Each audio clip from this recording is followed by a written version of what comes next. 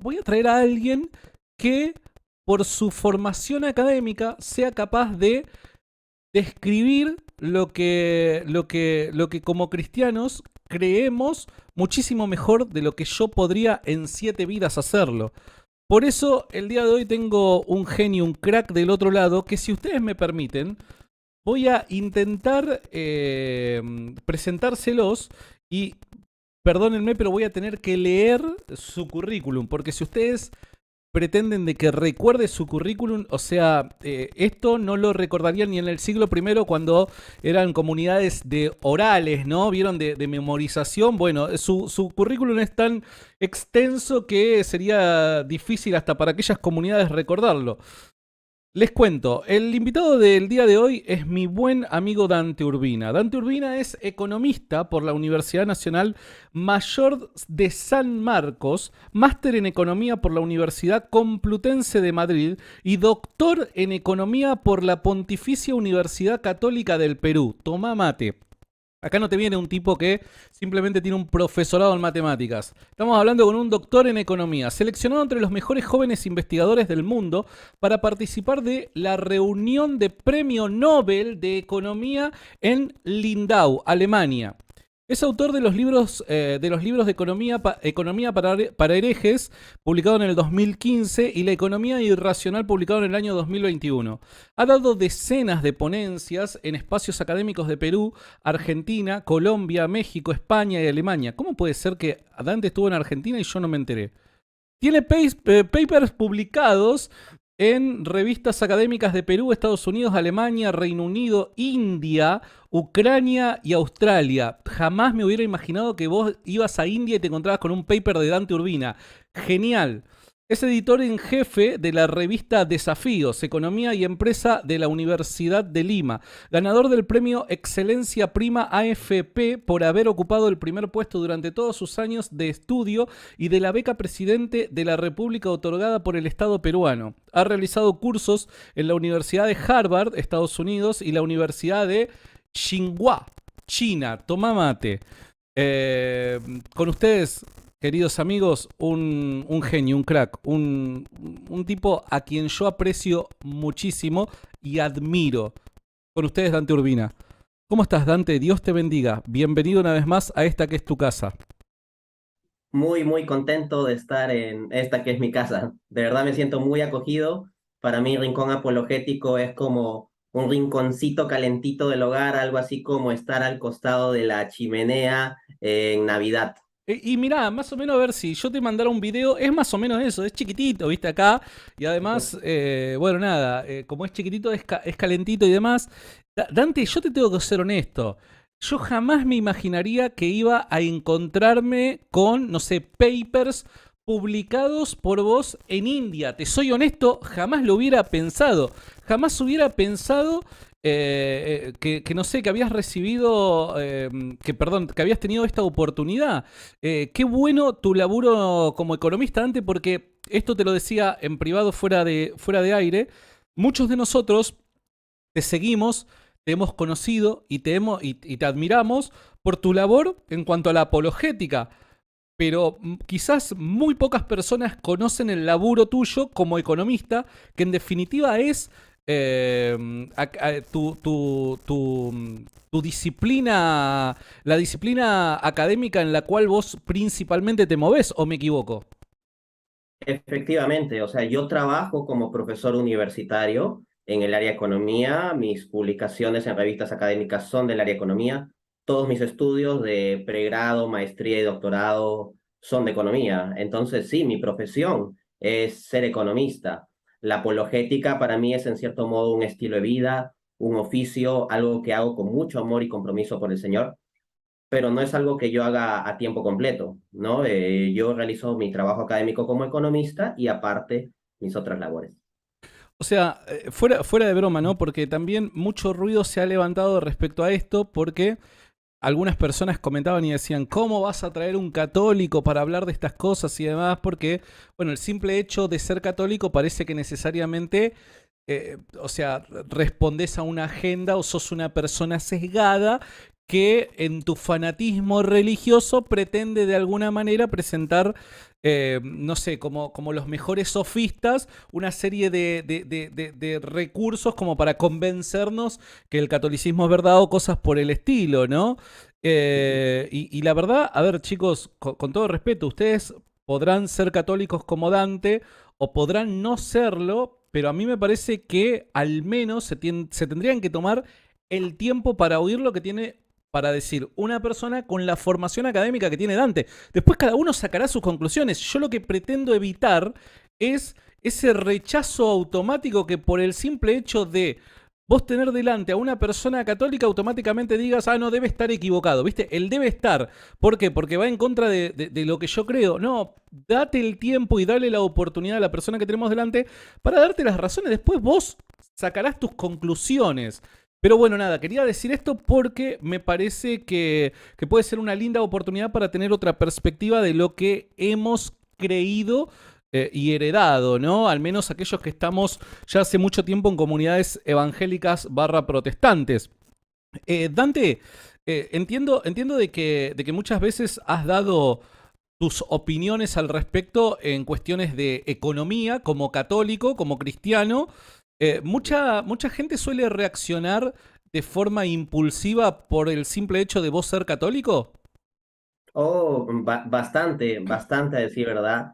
De hecho, me he llevado, como explicaba en algún video, de hecho en dos videos creo que he mencionado ya esto, los ataques más serios que han caído a mi persona no es por ser creyente teísta en general, por más que yo filosóficamente defienda el teísmo y la gran mayoría de mis videos al presente sean sobre eso. Los ataques más fuertes que me he llevado es por ser específicamente católico. Así que Wow. sí, hay mucha gente que reacciona pasionalmente. Solo un pie de página. Alguno podría decir, ya, pero si Dante es católico, no importa todo su bagaje académico de economía, como es católico está descartado porque tiene un sesgo. El punto es que absolutamente todos los seres humanos tenemos sesgos. Uno dirá, trae a un ateo para que analice esta cuestión de los países Totalmente. católicos y los países protestantes. Los ateos también tienen sesgos. Yo antes de ser católico era un ateo anticatólico y yo podía hacer incluso una alianza con argumentos protestantes con tal de destruir el catolicismo. O sea, uno como ateo puede tener prejuicios contra el catolicismo, así como fue mi caso. Hay otros ateos que pueden ser más hostiles al protestantismo. Por ejemplo, hay ateos hispanistas que son hostiles cultural o sociológicamente ante el protestantismo en vez de al catolicismo. Uno dirá, tráete un judío, tráete un budista, etcétera. En el caso de cada persona va a haber determinados sesgos que pueden inclinarlo a un lado u otro. Entonces, el punto no es pedir ilusoriamente y de forma ingenua que venga alguien perfectamente sin sesgos, no.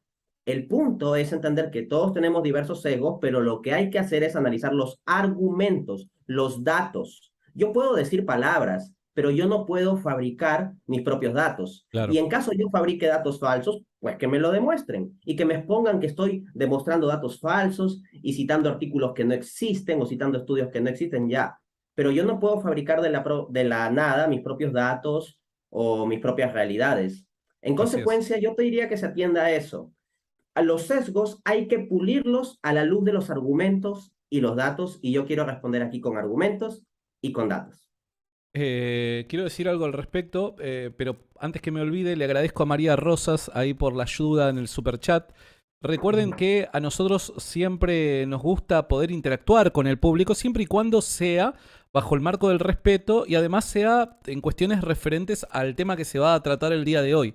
Así que todas aquellas personas que tengan sus dudas, esperen hasta el final porque seguramente nos vamos a tomar un tiempo, si Dante me lo permite, para poder interactuar con algunas opiniones o preguntas que puedan llegar a tener, siempre y cuando, recuerden, sean referentes al tema que vamos a estar tratando el día de hoy. Por otro lado, chicos, esto, si se rechaza lo que Dante dice por la creencia de Dante, es pegarse un tiro en el pie, muchachos. ¿Por qué? Porque seas católico, seas protestante, si frecuentas este tipo de espacios es porque de alguna manera te atrae la apologética. Y muchas veces uno, al hacer apologética, apela a a justificar, perdón, sus conclusiones mediante estudios que han llevado a cabo ciertas personas que también tienen una cosmovisión. ¿Y cuántos de nosotros no nos hemos topado con escépticos, ateos, agnósticos y demás, que cuando le presentamos ciertas citas, estudios o conclusiones a las que han llegado personas académicas, pero teístas, te suelen rechazar el argumento simplemente porque estás apelando a un teísta? Y nosotros, ¿qué es lo que decimos? No, pero pará. O sea, acá vos lo que tenés que evaluar es el argumento, lo que está diciendo la persona, no la cosmovisión de la persona. Vos no podés rechazar lo que dice simplemente por lo que cree en trasfondo, ¿se entiende? Entonces, cuidado con esto de no ser doble vara por el hecho de Dante ser católico, automáticamente rechazar lo que diga Dante, porque si no nosotros estaríamos siendo deshonestos con los escépticos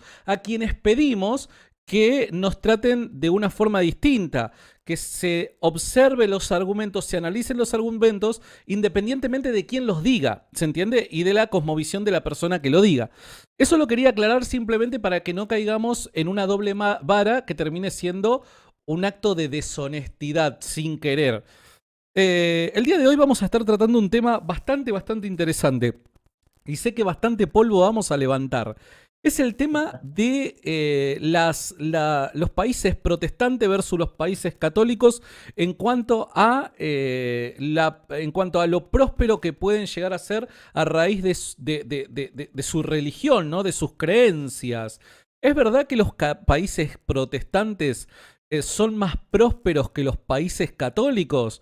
Bueno, podría automáticamente Dante responder sí o no, pero entendemos de que detrás de esa pregunta también hay muchos otros puntos que sería muy bueno poder tratarlos para después terminar respondiendo un sí o un no, pero con fundamento. ¿Se entiende? Entonces vamos a tratar de ir elaborando este caso de menor a mayor para que todos podamos realmente saber por qué es que a fin de cuentas respondemos sí o no. Vamos a arrancar con esto. Dante, a ver, para ir al grano, a mí me han enseñado, que hay una ética en el protestantismo, hay una ética que ayuda a impulsar el crecimiento económico en los países donde esta ética se aplica, ¿no? Eh, pero que no es así en el catolicismo. ¿Es esto cierto? ¿Qué opinarías al respecto? Bien, este video, esta charla nuestra se está dando por la circunstancia de un video pasado, ¿no? En que tú estabas comentando unos videos, a su vez, reaccionando a unos videos en donde se argumentaba precisamente esta idea de que los países protestantes serían más prósperos que los católicos, y la explicación de esto se asociaría, según ese discurso, según ese relato, a que habría una cierta ética protestante que haría que funcione más y mejor el crecimiento económico bajo esa lógica que bajo una católica.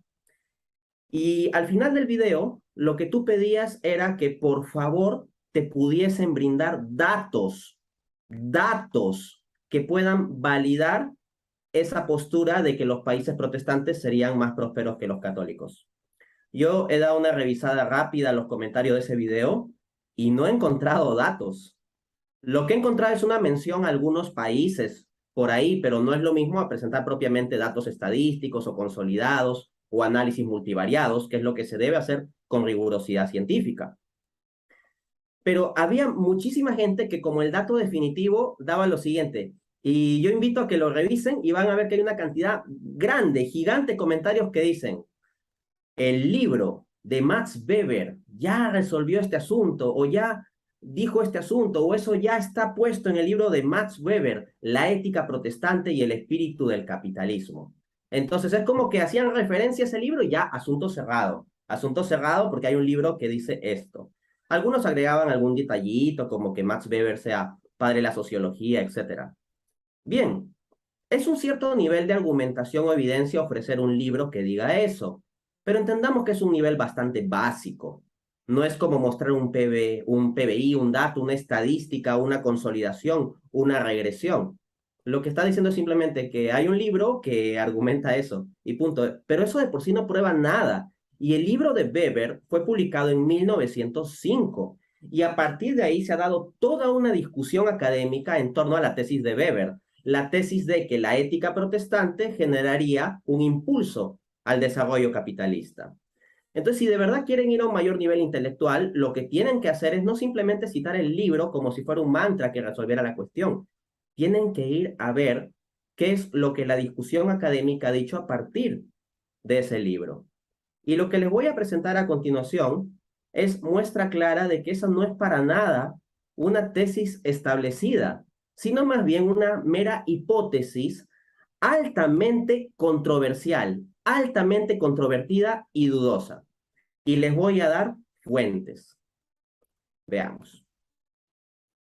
Vamos a tomar el paper Pre-Reformation Roots of the Protestant Ethics, que sería las raíces previas a la reforma de la ética protestante, publicado en la revista académica The Economic Journal en 2017, por los autores Thomas Barnebeck, Andersen, Janet Benson, Carl Johan Dalgaard y Paul Sharp. Perdón que te interrumpa, Dante.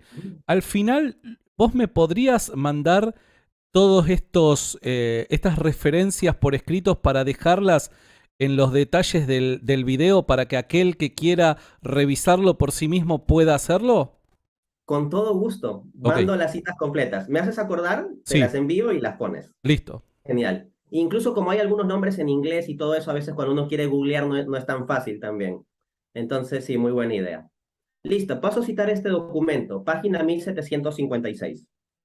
Hipotetizamos que la valoración cultural del trabajo duro y el ahorro, la ética protestante, según Max Weber, tuvo un origen previo a la Reforma, la orden católica de los cistercienses. Como apoyo documentamos un impacto de la orden sobre el crecimiento dentro del epicentro de la Revolución Industrial, los condados ingleses que estuvieron más expuestos a los monasterios cistercienses. Experimentaron un crecimiento más rápido de la productividad desde el siglo XIII en adelante. Fin de cita. ¿Qué sucede aquí? La lógica de Weber es básicamente que la ética protestante hace que los protestantes sean más laboriosos. Como son más laboriosos, son más productivos. Como son más productivos, generan más crecimiento económico. Entonces, el origen de esa actitud, de esa ética, estaría en el protestantismo, según Weber. Pero lo que encuentran estos autores con regresiones estadísticas es que más bien antes de la reforma, antes del protestantismo, ya existía esa ética de trabajo en los monjes cistercienses, que a su vez son una ramificación que sale de los benedictinos. ¿Y cuál es el lema de los benedictinos? Ora et labora. Esa idea de que los católicos son ociosos, de que la religiosidad católica desprecia el trabajo, es incoherente con ese gran lema que ha permeado la sabiduría monástica católica desde los mismos inicios de la Edad Media. Ora et labora, ora y trabaja.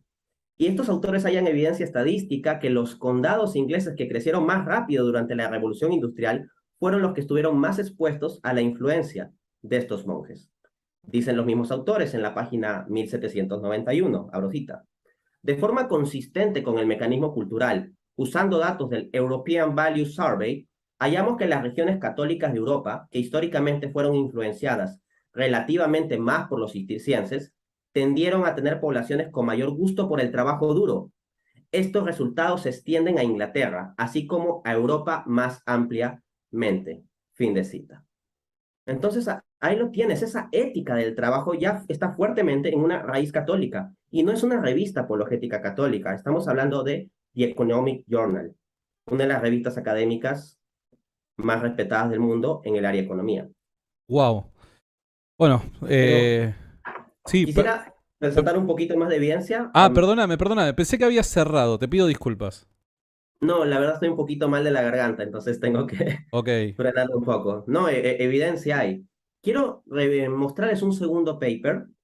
El artículo se titula Weber Revisited, The Protestant Ethic and the Spirit of Nationalism, publicado en The Journal of Economic History, 2020, de Felix Kerstin, Erich Wonstitler y Nikolaus Wolf, página 710, abro cita. Para la Prusia de finales del siglo XIX, nosotros rechazamos la sugerencia de Weber de que el protestantismo importaba debido a una compulsión ascética a ahorrar. Adicionalmente, encontramos que los niveles de ingresos, ahorros y tasas de alfabetización difieren entre alemanes y polacos, no entre católicos y protestantes, utilizando regresiones de mínimos cuadrados ordinarios y variables instrumentales. Nosotros sugerimos que este resultado se debe a una discriminación antipolaca. Fin de cita. O sea, ¿qué sucede? Bajo la tesis de Weber, los protestantes tenderían sistemáticamente a ahorrar más que los católicos porque tendrían mayor ética del ahorro. Pero lo que encuentran estos autores en el caso de Prusia es que no hay diferencia estadística entre católicos y protestantes en el tema de ahorro. La diferencia más bien se da por cuestiones asociadas a discriminación entre población de origen alemán y población de origen polaco. Vamos a ver otra línea de evidencia. Otro estudio de Davide Cantoni, The Economic Effects of the Protestant Reformation, Testing the Weber Hypothesis in the German Lands, Journal of the European Association, 2015, abro cita. Siguiendo a Max Weber, muchas teorías han hipotetizado que el protestantismo debería haber favorecido el desarrollo económico. Con su heterogeneidad religiosa, el Sacro Imperio Romano Germánico representa un testeo ideal para esta hipótesis. Usando figuras de la población de 272 ciudades en los años del 1300 al 1900, mira qué muestra temporal tan amplia, yo encuentro ningún efecto del protestantismo sobre el crecimiento económico. En inglés dice, I find no effects of Protestantism on economic growth. Luego dice, en el mismo abstract, el protestantismo no tiene efecto cuando interactúa con otros probables determinantes del desarrollo económico. Fin de cita. Entonces, noten lo que han hecho estos autores. Han tomado la zona de Alemania, que es una zona muy relevante para la reforma y el protestantismo, no es necesario decir por qué, y han analizado data del año 1300 al 1900, y estadísticamente el efecto de ser protestante, cero. O mejor dicho, o sea, estadísticamente hablando, porque no es significativo. O sea, para decirlo en términos técnicos, no se rechaza la hipótesis nula de que el coeficiente sea cero, para los que estudian estadística. Vamos cerrando con esto. Les quiero presentar un estudio de Robert Barro. ¿Y por qué cito a Robert Barro? Porque, Santiago, en el video al que tú estabas reaccionando, un economista hablaba. Y ese economista dijo, en la tesis de Weber dice esto, que los países protestantes son más ricos que los católicos. Y esto ha sido demostrado por el economista Robert Barro, que es un especialista en crecimiento económico. Bueno, cuando yo voy realmente a ver la información de los estudios de Robert Barro, me encuentro que no es nada absoluto que Robert Barro favorezca la hipótesis de Weber. Robert Barro y Rachel McClary publican un artículo en el año 2003 en el American Sociological Review, Religion and Economic Growth Across Countries, página 775, abro cita. Si nosotros incluimos las tasas de adherencia religiosa directamente en las ecuaciones de crecimiento, nosotros conseguimos que los coeficientes estimados mostrados en la columna 2 de la tabla 4 para cada participación de la religión deberían ser interpretados como el efecto relativo de la misma comparado con católicos. Los coeficientes estimados, que son estadísticamente significativos a nivel individual, son de valores negativos para los hindús, musulmanes, ortodoxos y protestantes. Ellos están hallando una ecuación de crecimiento y hayan un coeficiente para la religión protestante o la tasa de participación de población protestante respecto a población total comparado con católicos, y el coeficiente es negativo. Es lo que haya Robert Barro. No que impulse el crecimiento, sino más bien que lo estaría reduciendo de forma estadísticamente significativa. Y esa es la evidencia, por lo tanto, que tenemos. Último punto. Robert Barro y su coautora Rachel McClary publicaron un libro entero titulado The Wealth of Religions por Princeton University Press en 2019. Y en este libro dicen lo siguiente. En 2001, un estimado de 30% de guatemaltecos eran protestantes. En 2007, su participación era del 36% y actualmente es alrededor del 40%. Muchas conversiones religiosas llevaron a que en el siglo XXI haya casi un balance entre catolicismo y protestantismo en muchos países latinoamericanos. Fin de cita. Entonces, bastante estarán diciendo en el chat, sí, pero los latinoamericanos, los países latinoamericanos son católicos y son pobres, Estados Unidos es protestante y es rico, fin del asunto. Es un razonamiento muy simplón. El crecimiento del protestantismo en Latinoamérica ha sido absolutamente enorme. Si fuera cierta la tesis de Weber, tendríamos que haber visto un crecimiento económico comparable, un despegue general latinoamericano junto con el despegue del protestantismo. No es el caso. Ok, bien, buenísimo.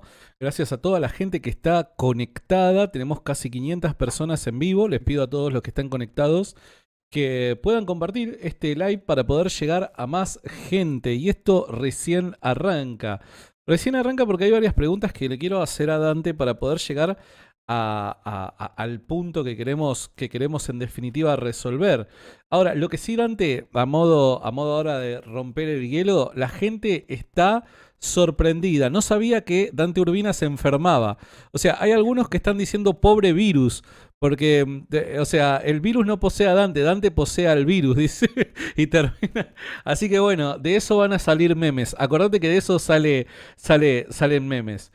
Bueno, a ver, también refiriéndonos a lo mismo, digo, ¿puede hablarse de una relación estricta entre la religión y el crecimiento económico? O sea, ¿existe dicha relación? Bien, ese es el punto. O sea, tal vez alguno estará pensando que yo vengo a defender que el catolicismo siempre y necesariamente hará que en cada país haya más riqueza y que por lo tanto si sube, no sé, 1% de población católica, por lo tanto tendrá que subir al menos 1% del PBI. Y no, esa no es la hipótesis que yo vengo a presentar. Lo que vengo a mostrar, más bien, es un cuestionamiento académico a la idea de que los países protestantes sean más prósperos que los católicos. Y una forma de hacer este cuestionamiento es mostrar que la relación entre religión y crecimiento económico no es tan estricta ni tan obvia como podríamos esperar cuando de verdad vemos la evidencia académica en lugar de quedarnos en prejuicios. Y vamos entonces a los datos, a la argumentación. Vamos a ver la cuestión de la relación entonces de la religión con el crecimiento económico. Primera instancia, nosotros podríamos comenzar preguntándonos lo siguiente: ¿cuáles son los países que más ateos tienen en el mundo? Pensemos el rechazo a la religión, la ausencia de religión, el ateísmo. Bueno, les cito lo que dice un artículo de World Population Review. Abro cita. Top 10 de países con el mayor porcentaje de ateos, de acuerdo a datos de 2017. Esos datos de afiliación religiosa no suelen actualizarse tanto, pero 2017 es una buena referencia. 1, China, 91%. 2, Japón, 87%. 3, Suecia, 78%. 4, República Checa, 76%. 5, Reino Unido, 73%. 6, Bélgica, 72%. 7, Estonia, 72%. 8, Noruega, 70%.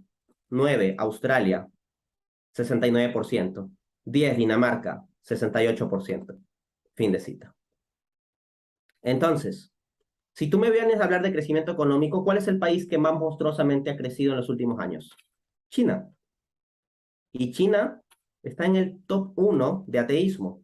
¿Qué hacemos? ¿Nos hacemos ateos? Decimos el ateísmo es el que propulsa el crecimiento económico, y si el protestantismo es superior al catolicismo porque propulsa más el crecimiento económico, bajo esa lógica, el ateísmo sería superior al protestantismo. Entonces, la relación entre religión y crecimiento económico no es tan simple o tan obvia. Ah, y tengo algo adicional que informarles, aunque sea doloroso. De los 10 países que he citado, los que históricamente han sido protestantes son, déjenme contar, 1, 2, 3, 4, a ver, acá hay 4, 6. 6 de estos 10 países han sido históricamente protestantes. Varios, por ejemplo, como países de referencia del éxito cultural del protestantismo para impulsar el crecimiento económico, mencionan a Noruega, por ejemplo, o a Suecia, o a Reino Unido, o a Dinamarca. Bueno, son países que están en el top 10 de los países con más ateísmo en el mundo. Entonces, si vamos a hacer esas relaciones causales simples, podríamos decir que en 6 de los 10 países más ateos, el antecedente ha sido un contexto cultural protestante. Habría que preguntarse por qué ha sucedido eso, ¿no? Al mismo tiempo, pensemos en los países que han sido más afectados por la ideología de género. Podemos pensar en países como Suiza o Alemania o Noruega o Holanda. Entonces me salen a decir, ah, sí, Dante, el protestantismo es superior porque mira, estos países están desarrollados, Suiza, Noruega, Holanda, pero a la hora de la hora son países que están más afectados por la ideología de género, a diferencia de países fuertemente católicos como Polonia y Croacia. Entonces, incluso bajo la premisa falsa de que el protestantismo necesariamente implique más crecimiento económico, sí, estadísticamente al menos con estos análisis de lógica simple, ¿no? Hasta simplista, pero estoy yendo a esas asociaciones simplistas, se encuentra que estos países históricamente protestantes tienen más ideología de género y más ateísmo que los países que históricamente venían siendo católicos, uno se preguntaría lo de Marcos 8:36. ¿De qué le vale al hombre ganar el mundo si pierde su alma? Sí. ¿No? Entonces, miren este artículo académico asimismo de Daniel Mayhers, investigador del Center for Study of Religion and Politics de la Universidad de Bristol. Dice, en este paper yo argumentaré que es la ética del protestantismo la cual condujo al espíritu del feminismo. Su artículo se titula The Protestant Ethic and the Spirit of Feminism. Y no está publicado en una revista apologética católica, está publicado en la revista académica Etnología Europea de 1991. Lo que argumenta este autor es que hay unas ciertas características culturales de las naciones históricamente protestantes que han facilitado la extensión del feminismo. Y estamos hablando de un feminismo de finales del siglo XX, o sea, ya no es un feminismo que simplemente pide participación laboral para la mujer, sino más cosas. Luego, quisiera mostrar otra evidencia académica que apunta Sophie Pessuto en su artículo, traduzco del inglés, Confucianismo y desarrollo capitalista, de Max Weber al orientalismo y el orientalismo a Li Kuan-Yew y el nuevo confucianismo, publicado en la revista académica Asian Studies Review. Dice el paper. Basados en el rápido crecimiento de Singapur luego de la Segunda Guerra Mundial, Lee Kuan Yew frecuentemente alabó los valores confucianos como el ingrediente clave en la rápida modernización capitalista de su país, sugiriendo que los singapurenses no estarían donde está si no fuera por esos valores. Luego del liderazgo de Lee, numerosos académicos prominentes de los Estados Unidos, tales como Tu Weiming y Daniel Bell, así como otros varios académicos chinos, tales como Jiang Yijie y Jiang Qing et al. Y Fei Xiaotong, han resaltado crecientemente el confucianismo y su importancia para el desarrollo socioeconómico. Los países del este asiático como Singapur han experimentado un crecimiento económico impresionante en las últimas décadas del siglo XX. Y acá se está resaltando el papel no del protestantismo, sino de otra religión, el confucianismo. Entonces, ¿en qué quedamos? ¿El protestantismo o es el confucianismo más bien el que impulsa el crecimiento económico? Último dato y ya con esto cierro. Con esta lógica, entonces, diría que bajo China, hagámonos ateos, entonces, porque impulsa más el crecimiento económico. Bajo Singapur, hagámonos confucianos. O si no, hagámonos judíos. ¿Por qué? ¿Por qué hagámonos judíos?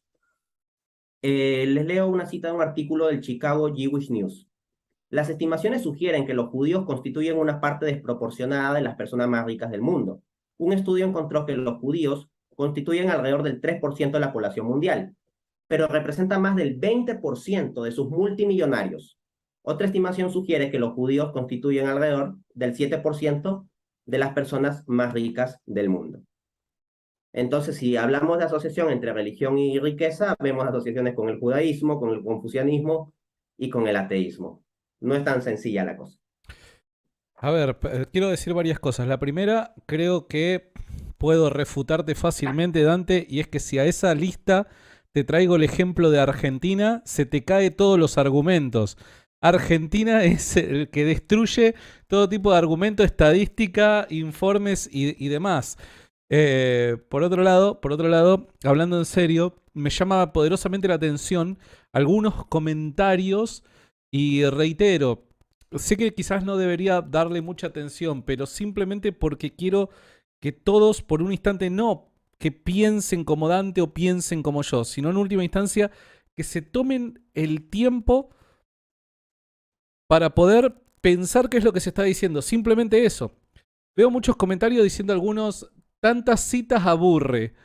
Y ahí vos decís, pero entonces, ¿para qué estamos acá? No termino de entender, o sea, o Me hacemos puedo poner a caso bailar a si no y nuestro... hacemos un TikTok. Hacemos Claro, TikTok, me pongo a hacemos bailar un y la video de gente que se 45 divierta. segundos donde simplemente demos nuestro parecer respecto a cómo las mariposas en nuestro estómago se han despertado y romanticemos los temas, chicos. O sea, estamos hablando de cosas que se requieren presentar datos para llegar a conclusiones.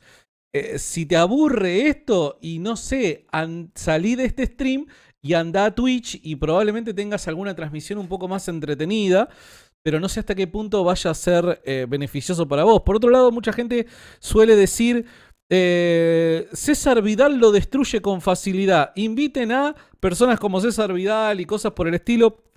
Yo le quiero dar les decir dos cosas. La primera, en varias oportunidades he invitado a César Vidal a que pueda participar en diferentes temas de distintos debates. Y César Vidal no participa de debates. Por otro lado, chicos, está todo bien. Ustedes saben de que yo intento ser objetivo y digo, che, hay cosas en las que yo creo que César Vidal es tremendamente bueno. César Vidal o quien sea, ¿no? Pero de ahí a volverse fanático por un personaje, pretendiendo que dicho personaje, como representa mis ideas, pueda hacerle frente a todo tipo de persona que afirme algo que va en contra de lo que yo creo previamente, me parece que roza el fanatismo ilógico, irracional. Chicos, primero, César Vidal no es economista, muchachos, o sea, es un hombre que ha estudiado historia y que probablemente en algún campo le haya ido mejor que en otro, pero, o sea, pensemos con criterio, no nos fanaticemos, no digamos que venga a pelear contra Dante, Goku o Superman, ¿se entiende? No nos fanaticemos de esta manera. Pensemos, reflexionemos y lleguemos a nuestras conclusiones. Y algunos llegarán a las conclusiones a las que apunta Dante y otros, con sus razones, llegarán a contrarias probablemente. Pero tómense el trabajo de al menos pensar qué es lo que se está diciendo. Nada más. Acá nadie te está adoctrinando, nadie te está diciendo tenés que pensar de esta manera, sino simplemente se están ofreciendo datos. Por eso capaz que esta transmisión se vuelve un poco para algún grupito aburrida. ¿Por qué? Porque se están ofreciendo datos, chicos, se están ofreciendo datos. Y nosotros desechamos los datos y bueno, después terminamos abrazando ideas como la ideología de género, ¿no? Por un lado nosotros exigimos que los progres correspondan con los datos y la evidencia empírica, científica, biológica, genética y demás, pero cuando no nos gusta, bueno, no, los datos son secundarios.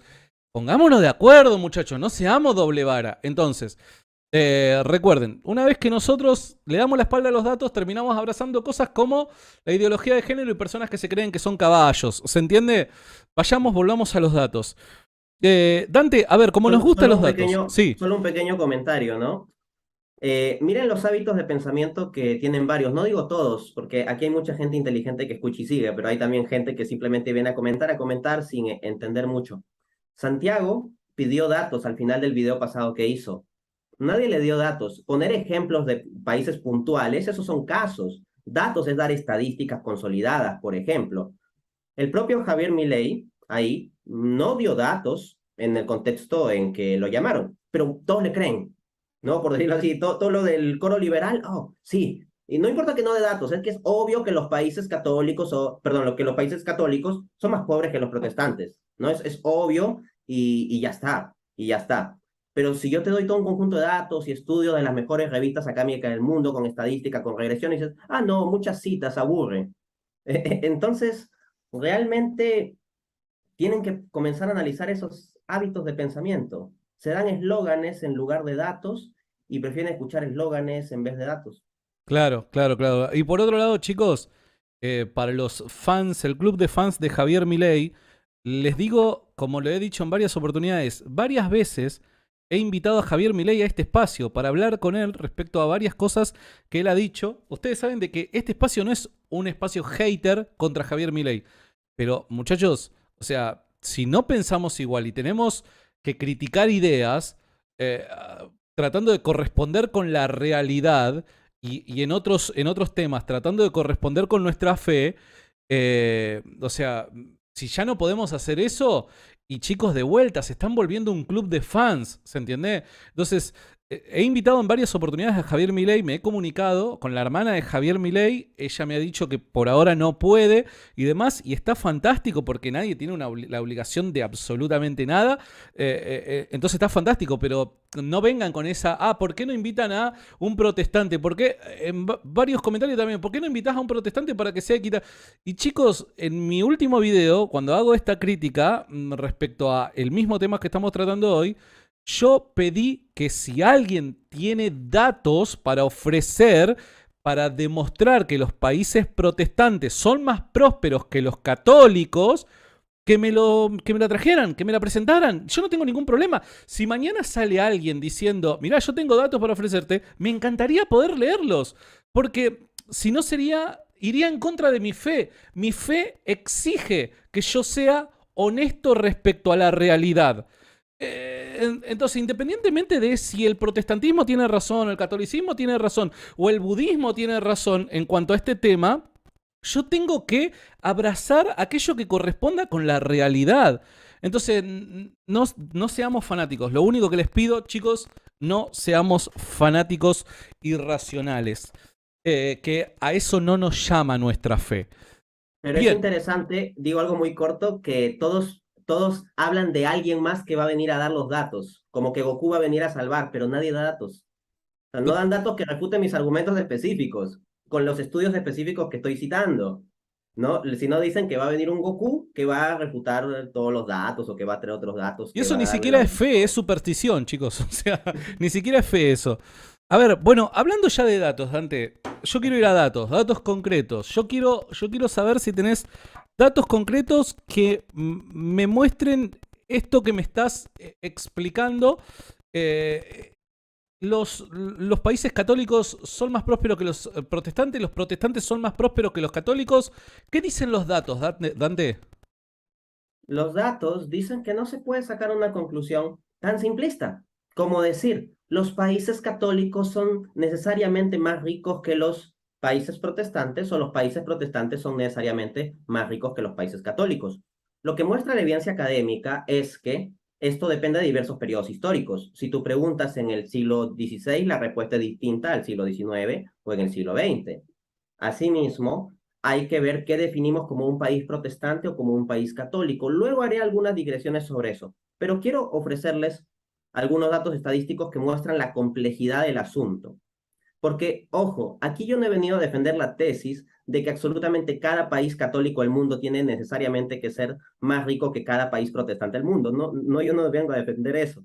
Lo que yo vengo es a desmentir el discurso simplón de la tesis de Max Weber, que han repetido otros y que la comunidad académica ya ha cuestionado bastante. Vamos a algunos datos. En primer lugar, hay que considerar lo siguiente. Cuando uno piensa en países católicos, muchas veces piensa, los países de América Latina es católica, América Latina es pobre, por lo tanto el catolicismo es pobreza. Punto. Pero, oiga, en el mundo existe Baviera y la Alemania católica, Austria, la mitad católica de Holanda, Bélgica, Francia. ¿Por qué no se suele hablar de esos países? ¿Por qué simplemente se dice, Estados Unidos es rico y América Latina es pobre? Yo vi comentarios simplones, incluso en el video anterior de referencia, en que se ponía, la demostración de esto es muy sencillo. Estados Unidos es rico, México es pobre, Estados Unidos es protestante, México católico, fin del asunto. No, el asunto es más complejo. Existen otros países. Y aquí lo que hay que considerar es el PBI per cápita, la riqueza total dividida por la cantidad de habitantes, o las tasas de crecimiento económico. En términos de PBI per cápita, un caso impresionante lo tenemos en un país altamente católico en términos estadísticos, Liechtenstein. Le cito el artículo de Natalia Motil, Liechtenstein, el país más rico del mundo, donde los ciudadanos tienen más poder que los políticos, 2 de julio de 2019. Su PBI per cápita totaliza los 168.146.02 dólares, posicionándose en el primer puesto del ranking global de PBI per cápita, de un total de 196 países. Además, no tiene desempleo ni inflación. Entonces, el país con mayor PBI per cápita del mundo es católico, de población altamente católica, la población, al menos a un nivel estadístico.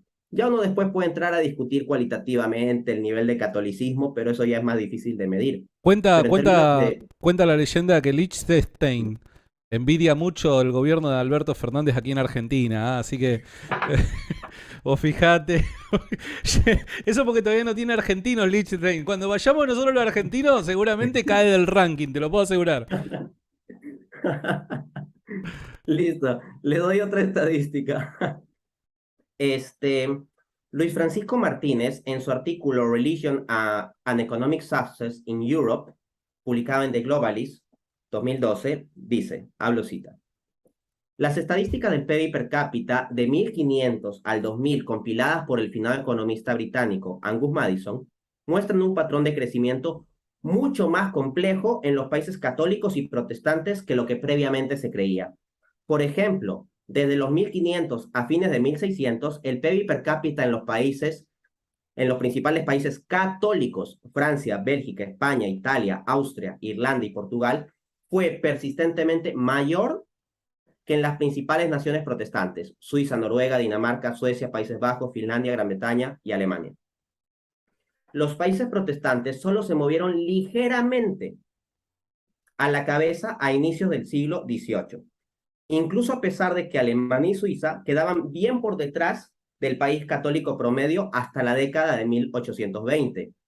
Ojo, y Alemania y Suiza son justo la tierra de Lutero y de Zwinglio, ¿no? Entonces, es como que empezarían antes, pero seguían rezagados. Sigo citando. Los dos grupos solo comenzaron a divergir realmente de modo significativo entre 1870 a 1900. No obstante, desde 1940 en adelante, la brecha se acortó. Entre 1960 y 1980, el PIB per cápita de las naciones protestantes fue solo 10% más grande y para el 2000 la diferencia fue solo del 6%. Cuando se considera esas diferencias con las varianzas, puede ser que estadísticamente incluso sea no significativa. Entonces, lo que encontramos es que ha habido periodos en la historia en que los católicos han estado por encima de los protestantes en el contexto europeo, periodos en que ha estado por debajo, periodos en que se han acercado. Entonces, esto no es tan sencillo ni obvio. Pero déjenme citarles una estadística reveladora. Si es tan férrea la relación entre espíritu protestante y desarrollo capitalista, lo que deberíamos observar es que en los países en que más ha crecido el protestantismo en el mundo, deberían ser los países con más crecimiento económico, ¿verdad? Si más ha crecido el protestantismo y el protestantismo trae crecimiento económico, debe observarse un importante crecimiento económico. Es obvio bajo la tesis de Weber. Pues bien, les voy a dar el listado de los 10 países donde más ha crecido el protestantismo. Fuente, el Liveway Research, 29 de noviembre de 2017. Abro cita. De las 10 naciones con la más rápida tasa de crecimiento de protestantes, de población protestante, de 1910 a 2015, 7 son africanos, incluyendo los 5 primeros. Les doy el listado rápido. Ruanda, 1 Ruanda, 2 Burundi, 3 Cote d'Ivoire, 4 Burkina Faso, 5 Chad, 6 Vietnam, 7 República Central de África, 8 República de Congo, 9 Filipinas, 10 Nepal. Fin del listado. Ahí lo tienes. Los países donde más fuertemente ha crecido el protestantismo se han convertido en países hiperdesarrollados. No. Entonces la relación no es tan obvia ni férrea como pretende Weber. Para cerrar, en el caso del mismísimo Estados Unidos, porque varios citaban a Estados Unidos, ¿no? Como que Estados Unidos es protestante, Estados Unidos es rico y por lo tanto ya está cerrado el asunto. Señores, no es tan sencillo. En primer lugar, caracterizar a Estados Unidos como un país protestante, al menos desde el siglo XX, eso es altamente problemático. No es tan claro que lo podemos clasificar en bloque como protestante. Y miren, David Leonhardt en un artículo publicado en The New York Times Magazine titulado ¿Is Your Religion Your Financial Destiny? Dice lo siguiente. En general, los protestantes, quienes juntos son el más grande grupo religioso del país, son más pobres que el promedio y más pobres que los católicos. Esto está en contraste a la larga historia o el largo relato hecho famoso por Max Weber de que las naciones protestantes generalmente son más ricas que las naciones católicas.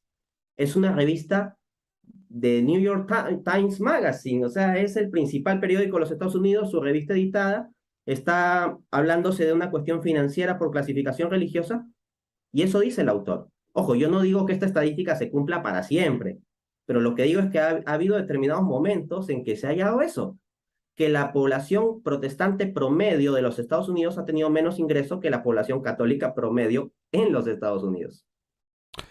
Una de las cosas que me preocupa y ocupa mucho en el contexto que me toca vivir en Argentina es el tema de esta relación que parecen algunos admitir que existe dicha compatibilidad y demás entre el cristianismo y el liberalismo a raíz del fenómeno que resultó ser Javier Milei, ¿no? Y cómo Javier Milei puso al liberalismo en la agenda política nuevamente. Ahora, una de las cosas que yo decía, porque entiendo que hay veces que, dependiendo de las circunstancias en las que nos encontremos, vamos a estar terriblemente sesgados a la hora de decidir. ¿Por qué? Porque si somos un país pobre, que estamos pasando hambre, que tenemos el 50% de pobreza y demás, evidentemente aquel que venga con un proyecto coherente para producir crecimiento económico y así salir del pozo en el que nos encontramos, ese va probablemente llevar nuestro voto y va a captar nuestra atención. Ahora lo que yo digo es, bien, está bien que se procure el crecimiento económico en una nación, pero me pregunto, ¿a qué costo? Y a qué costo lo pregunto como cristiano, ¿no? Porque entiendo que como cristianos el fin último del cristiano no es buscar el crecimiento económico, sino corresponder con una moral cristiana, con principios cristianos, con todo aquello que Jesucristo nos ha enseñado. Entonces, me nace la pregunta y te digo, ¿y qué puede decirse sobre la cualidad moral del crecimiento económico en los países desde una perspectiva cristiana? Me parece que es terriblemente importante poner sobre la mesa esto para muchos cristianos respecto a la cualidad moral, porque hay veces que el crecimiento económico a países latinoamericanos es como la chica de ojos celestes del baile de fin de año, ¿no? Todos la queremos sacar a bailar porque nos deslumbra con su belleza, pero quizás hay otras cosas a las que debemos prestarle atención. Y creo que, dada la circunstancia en la que nos encontramos, nos atrae muchísimo la idea de la prosperidad económica, pero yo me pregunto, ¿a qué costo? Por eso te pregunto el caso de la cualidad moral, Dante. Agradezco mucho la pregunta. Precisamente debemos cuestionar ese estándar de qué le vale al hombre ganar el mundo si pierde su alma. O sea, repito, yo no vengo aquí a defender la tesis de que absolutamente cada país protestante, cada país católico será necesariamente más rico que cada país protestante, sino simplemente, como digo, a contradecir el discurso simplista de Weber. Entonces, muy bien apuntas, y esa es una reflexión muy importante, hay que considerar la cualidad del crecimiento.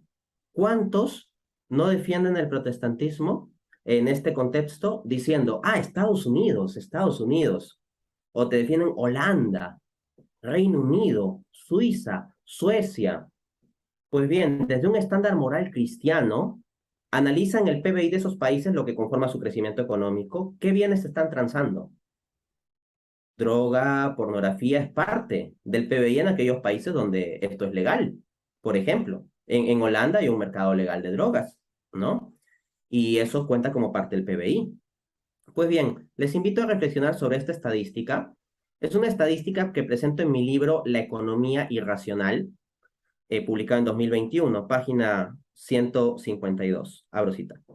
Esto nos lleva a la cuestión del mercado de pornografía. Y sí, es un mercado con compradores y vendedores. Incluso el que solo entra a páginas gratuitas es parte de ese nefasto mercado, pues con el solo hecho de dar clic a videos o imágenes, está generando tráfico virtual, que se asocia a ganancias por publicidad para los sitios que ofrecen ese tipo de material gratis. De hecho, se ha llegado a estimar que, contando solo los Estados Unidos, la industria de la pornografía tendría ingresos de alrededor de 15.000 millones de dólares al año. Y esto no es algo que me estoy inventando yo, sino que en el mismo libro, en el pie de página, doy la siguiente referencia a la estadística. Ross Benes, porn could have a bigger economic influence on the USA than Netflix, publicado en Quartz, 20 de junio de 2018. Parte del crecimiento económico de los Estados Unidos, parte de esa dinámica económica de los Estados Unidos es esa industria. Por ejemplo, ¿de verdad queremos triunfar con más crecimiento económico que incluye ese tipo de bienes, por ejemplo? Y no es poquito, 15.000 millones de dólares al año. Es más que Netflix, según el artículo que cito de referencia. Asimismo, algunos me podrán decir, y veo, ¿no? Que algunos comentan, Dante simplemente se está fijando en el pentecostalismo. Oigan, las estadísticas que yo estoy tratando son estadísticas consolidadas para el conjunto de visiones protestantes.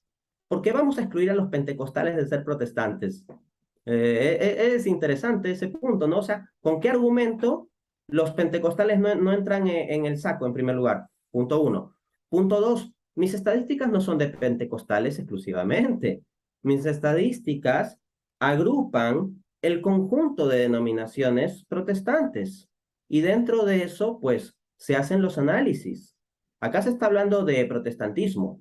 Ya si alguno quiere decir que el único verdadero protestantismo es solo el calvinismo, o solo el metodismo, o solo el wesleyanismo, o solo el pentecostalismo y los demás no cuentan como protestantismo, ya esa es una discusión teológica.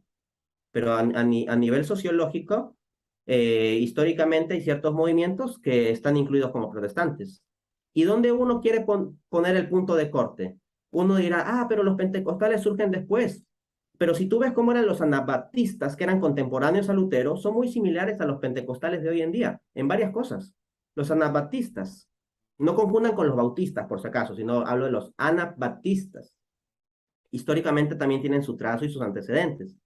Pero el asunto no es así como que uno está agarrando estadísticas de pentecostales y haciendo esto, ¿no? Y como digo, el hecho de que se quiera vaciar el contenido de los argumentos simplemente apelando a eso me parece poco. Pero en todo caso les quiero citar un dato interesante para terminar de contestar la pregunta de Santiago. Sobre la cualidad del crecimiento, pensemos en las crisis financieras que destruyen familias, que destruyen empleos, las crisis financieras que han quebrado al mundo en varias ocasiones, o al menos a varias naciones a la vez. ¿Dónde se originan más las crisis financieras? ¿En países católicos o en países protestantes? Vamos a ver que estadísticamente hablando, más en países protestantes se originan.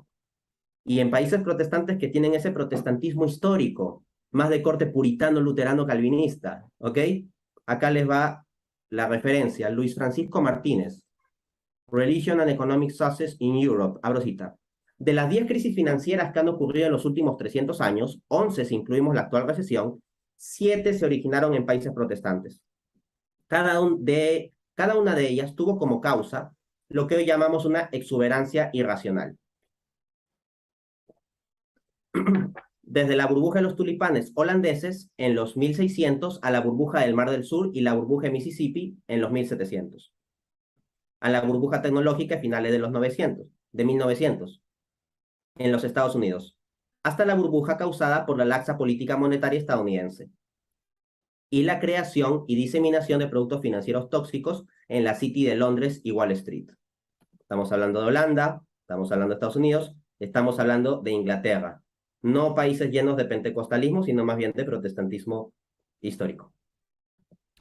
Bien, buenísimo. Ahí me quiero meter un cachito y hablar un poquito acerca del liberalismo. Me interesa mucho saber tu opinión al respecto. Lo que sí quiero aclarar por algunas quejas que están habiendo respecto a algunos bloqueos de mensaje y baneos que están haciendo los moderadores, yo les quiero decir algo. Por dar un ejemplo, hay algunos católicos que se están quejando porque están siendo baneados.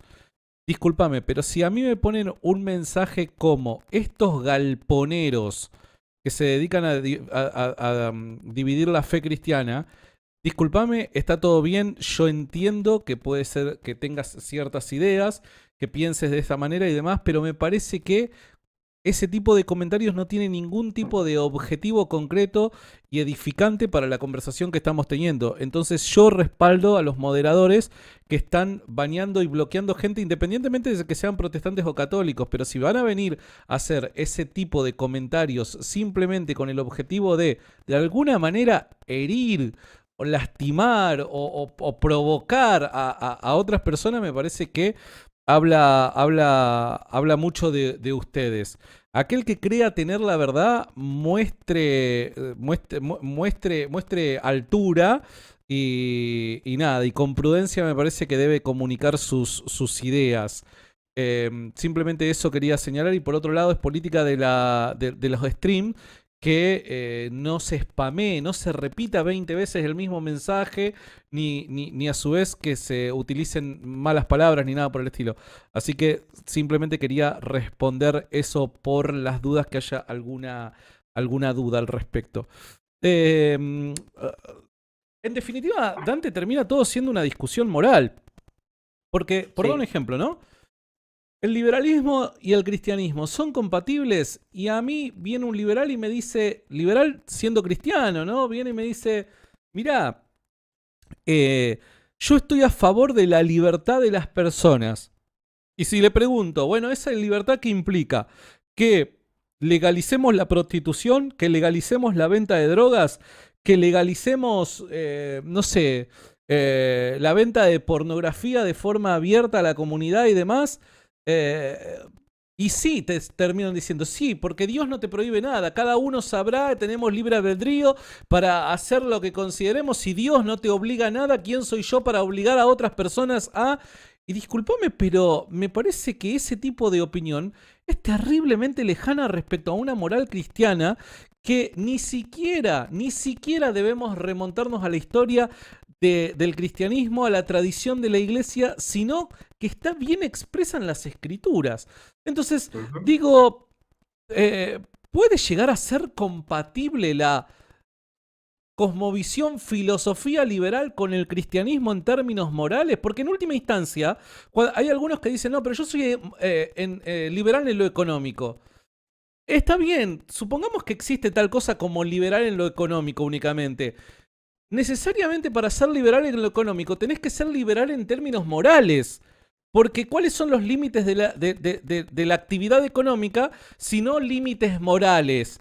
¿Se entiende? Entonces, aquel que diga soy liberal en lo económico, en definitiva estás afirmando que sos liberal en cuanto a lo moral. No sé si estoy equivocado, Dante, corregime por favor, ¿es compatible el liberalismo con el cristianismo? No. Si llevamos a fondo y con claridad la esencia del cristianismo y llevamos a fondo y con claridad la esencia del liberalismo, definitivamente hay choques. De este modo, alguien que quiera ser plenamente liberal y plenamente cristiano no va a poder, no va a poder. Lo que tiene que hacer es ceder un poco su cristianismo o un poco su liberalismo. Me explico. Como pensemos en un libre mercado de pornografía, por ejemplo, ¿no? Para citar un caso que ponías. Ya. Entonces, uno podría decir, ¿te parece que hay un libre mercado de pornografía, así totalmente libre, o lo regulamos? ¿Le ponemos alguna regulación, alguna restricción? Pues bien, si en nombre de la moral o un derecho inspirado por la moral aboga por poner cierta restricción, ya no es tanto liberalismo económico. Y si en nombre del liberalismo económico aboga por no poner restricción, ya no es tanto lo moral. Varios se pretenden moralmente conservadores, conservadores en lo moral y liberal en lo económico. Pero es que hay determinados mercados, determinadas transacciones, donde esto entra en conflicto y hay que elegir. Y hay que elegir. Entonces, un Puro libre mercado implica un conjunto de transacciones privadas y hay múltiples transacciones privadas que entran en conflicto con una conciencia moral cristiana. Precisamente yo sostuve un debate contra Gabriel Zanotti sobre si eran compatibles o no el cristianismo y el liberalismo, tal como lo conceptúa la Escuela Austríaca de Economía, y yo argumenté que no. Encuentran el debate en mi canal de YouTube, ahí pueden ver los argumentos. Doy varias citas bíblicas, no es simplemente un debate de citar el magisterio católico y punto, ¿no? De hecho, de todo el debate, creo que solo yo di citas bíblicas. Entonces yo invitaría a que se analice eso. Si me permitís, me quiero quedar unos minutos acá para sacar algunas dudas respecto a esto. Ujú. Después me quiero meter también en el tema del comunismo. Un instante, te pido que me tengas paciencia, por favor. Dale, dale. Em, Javier Milei, pese a que hoy por hoy se intenta, eh, hacen el esfuerzo de olvidar algunas declaraciones que ha hecho no hace mucho tiempo. Javier Milei afirmó que como liberal él no podría estar en contra de, por dar un ejemplo, la venta de órganos o de, por dar un ejemplo, la venta de niños, de hijos. ¿Entiendes? Porque todo es parte del mercado y cosas por el estilo. En realidad, podemos como cristianos, ¿cómo decirlo? Ya ni siquiera te digo estar de acuerdo, porque evidentemente no vamos a estar de acuerdo. Pero aceptar dicha moral, podemos coincidir de alguna manera, corresponder con ella, ser compañera ser compañero de este tipo de principios, formas de ver la vida y de ver a los seres humanos y de valorar la vida humana. ¿Qué le responderías? No digo a Javier Milei, sino a las personas que piensan de que, bueno, esto es válido porque cada uno, bueno, tiene su derecho de pensar y de actuar de la forma en la que quiera. Yo les haría reflexionar sobre lo siguiente. Seguro hay aquí varios que discrepan de mi postura, de mis visiones, de mi postura, y que apoyan a Javier Milei, ok, ya. Yo les invito a hacer el siguiente ejercicio mental y de conciencia, y digo que lo hagan en serio. Imagínense que Santiago me pregunta en medio de la entrevista si yo estoy de acuerdo con un libre mercado de niños, ¿ya?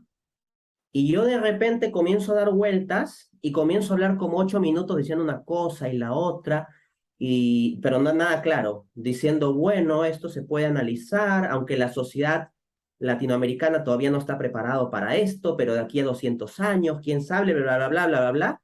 Y en los 8, 5 o 10 minutos que me pasé hablando, nunca dije no. ¿Qué pensarían de mí?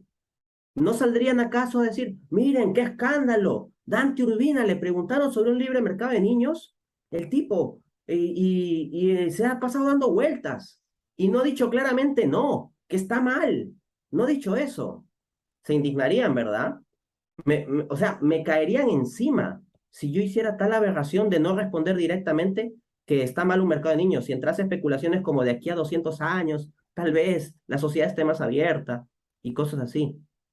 Entonces, si tú que me caerías encima a mí por eso, que discrepas de mí, no le caes encima al otro que hizo exactamente la simulación que aquí estoy explicando, tienes que evaluarte si es que no estás cayendo en algún tipo de idolatría política. Sí, ¿Ok? totalmente. Y un abrazo grande les mando, esto se lo digo yo, a todos aquellos que lo único que comentan es Javier Milei 2023, chicos, si el que comenta si el que hace ese tipo de comentarios se autopercibe cristiano, yo te digo, te recomiendo replantearte, sentate 5 minutos, respirá hondo y medita acerca de tus ideas, muchachos, porque la verdad, aquel que hace ese tipo de comentarios únicamente, la verdad, que está bastante fanático, está bien, y como cristianos, muchachos, no debemos de perder la objetividad, corresponder siempre con la verdad, con la realidad, persiguiendo la verdad, por sobre todas las cosas, eso es lo que tenemos que hacer como cristianos, muchachos, siempre a la luz del mensaje de Cristo. Por último, respecto también al liberalismo, digo, Antes, pero sí, permíteme, por favor, quisiera ofrecer rápidamente un datito más, que es el siguiente, sobre el asunto que me preguntaste, libre mercado de niños. Miren, hay muchos ideólogos de esta llamada nueva derecha, no solo Milei, también otros que varias gente sigue, y que cuando tú les dices referentes intelectuales recomiendas, uno de los que esa gente recomienda es a Murray Rothbard. Les leo lo que dice el libertario Murray Rothbard en su libro La ética de la libertad, New York University Press, 1998, capítulo 14. Cito: la sociedad puramente libre tendrá un floreciente mercado de niños. Superficialmente esto suena monstruoso e inhumano, pero más cerca el pensamiento revelará el humanismo superior de tal mercado. Fin de cita. Continúa, Santi. No, ya está, listo, listo, listo, listo, listo. Para todos los cristianos que nos mandan a leer Rothbard, ¿no? Léanlo ustedes, muchachos. O sea, los que te mandan a leer Rothbard, léanlo ustedes. Digo, por dar un ejemplo, ¿no? Yo he hablado con varios cristianos o personas que creen ser cristianos y que te dicen, mirá, por dar un ejemplo, cuando planteamos el caso de la prostitución, ¿no? Mirá, la mujer es dueña de su cuerpo, por ende, pese a que yo no estoy de acuerdo, pese a que no va en contra de esto de mis valores, yo no puedo obligar a una mujer a no vender su cuerpo, a no venderse, ¿no? Para la satisfacción sexual de los hombres. ¿Qué opinarías al respecto? ¿Qué le dirías a ese cristiano que piensa de esa manera, Dante? Simple. Yo le diría, ¿tú crees que Jesucristo diría eso? O sea, nosotros cuando hablamos de cuestiones de política y cuando hablamos de cuestiones de economía, a veces hablamos ya en códigos de ideologías, de otros valores, de la libertad, la libertad, la libertad. Y Jesucristo no dijo que es la libertad la que nos hará verdaderos, sino la verdad la que nos hará libres. O sea, para Cristo es la verdad la que tiene una prioridad. La verdad los hará libres. Juan 8:32. La libertad de la que habla Cristo es una libertad conforme a la verdad. Cuando un cristiano habla del valor de la libertad, el valor cristiano de la libertad es siempre un valor desde la verdad. Porque si hablamos de la libertad simplemente en términos de elección, así como alguien puede elegir vender droga o una mujer puede elegir vender su cuerpo o cosas por el estilo, si hablamos de esa libertad simplemente como libertad de elección, bueno, libertad de elección también fue comer del fruto prohibido. Libertad de elección también tenían la gente de Sodoma y Gomorra. Y compraban y vendían seguro, incluido a aquellas cosas por las cuales fueron castigados. Eso son transacciones también. Como leía yo una vez en un artículo que me compartiste, Dante, por sobre todas las cosas el cristiano no persigue la libertad, sino persigue el amor en la verdad de Cristo, ¿no? Cuando olvidamos eso, todo lo demás se vuelve idolatría. Y fíjense qué interesante que es, con todo respeto lo digo, ¿no? Que muchas veces se critican a los católicos por ser idólatras, pero quienes caen en idolatría son todos aquellos que de forma fanática terminan respondiendo a el rockstar de turno, negando ahí aún sus, si de alguna manera existen, convicciones como cristiano, ¿no? Eso es idolatría, muchachos, la mayor representación de idolatría. Sí. Ahora bien, hay gente que replica, ¿no? Cristo nos llamó al arrepentimiento, ¿no? Las personas deben ser buenas no por obligación, sino por su libre voluntad. Pero esa misma persona que puede escribir eso, le pone rejas a su casa. O sea, no deja la libre voluntad del que de si alguien quiere decidir robar o no robar, sino que pone una estructura para proteger su vivienda. No lo deja la libre voluntad, sino que le restringe al ladrón el libre acceso a su casa. Entonces no seamos incoherentes. Si a nivel personal podemos hacer eso para proteger nuestras casas, ¿por qué a nivel social no vamos a también poder establecer ciertos límites o regulaciones para que los efectos de ciertas personas que eligen el mal no generen pues tanto alboroto, por decirlo Sí. así? Pero bueno, alguien se puede levantar y decir, si no es liberalismo es comunismo. Si no es liberalismo es comunismo, ¿no? Y te plantean esta falsa dicotomía, ¿no? ¿Qué responderías a eso, Dante? Si rechazamos el liberalismo, ¿necesariamente abrazamos el comunismo?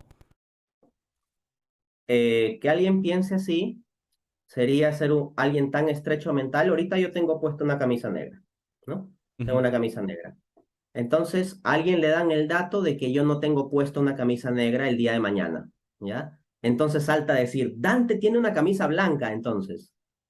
Y resulta que tengo una camisa roja. O sea, pensar que las únicas opciones de organización económica son el liberalismo o el comunismo y que si no eres liberal tienes necesariamente que ser comunista, es tan absurdo como pensar que si no tengo puesta la camisa negra, necesariamente tengo puesta una blanca, cuando existen camisas de otros colores, camisas a cuadros, camisas con combinaciones colores, etcétera. Entonces, existen formas de capitalismo no liberal, por ejemplo. Pensemos en China. China es una economía capitalista, pero no es una economía liberal. Tiene múltiples restricciones y regulaciones que tienen sus ventajas y sus desventajas también. De hecho, los mayores expertos de desarrollo económico del mundo que hacen investigación académica en serio, porque uno puede pensar que tal economista que cacarea mucho tiene un gran currículum, pero tal vez ciertos economistas que ustedes ven como, oh, este es el gran sabio de la economía, en el mundo académico tal vez no lo tomamos muy en cuenta.